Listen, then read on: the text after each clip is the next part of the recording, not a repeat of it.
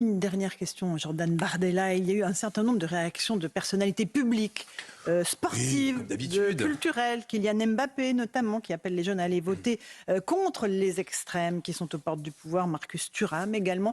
Il est normal que ces sportifs utilisent leur liberté d'expression pour s'engager dans le débat politique actuel. Moi, s'ils appellent à voter contre les extrêmes, je ne me sens pas visé.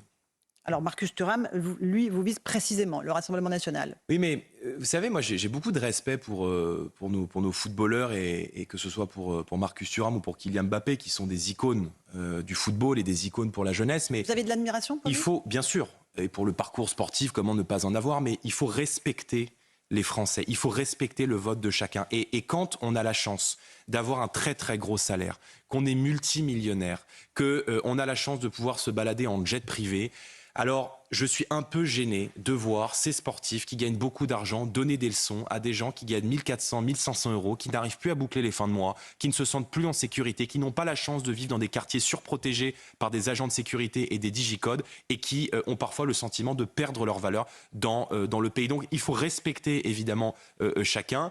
Et bon, Kylian Mbappé dit j'espère pouvoir porter un maillot. Le maillot français avec fierté après le 7 juillet.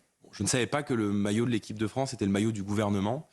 Je trouve ça un peu dommage. Mais bon, voilà, je pense qu'il faut vraiment respecter chacun. Et je ne suis pas certain que dans la période très difficile que traverse le pays, que traversent les Français, ces leçons de morale soient très appréciées par les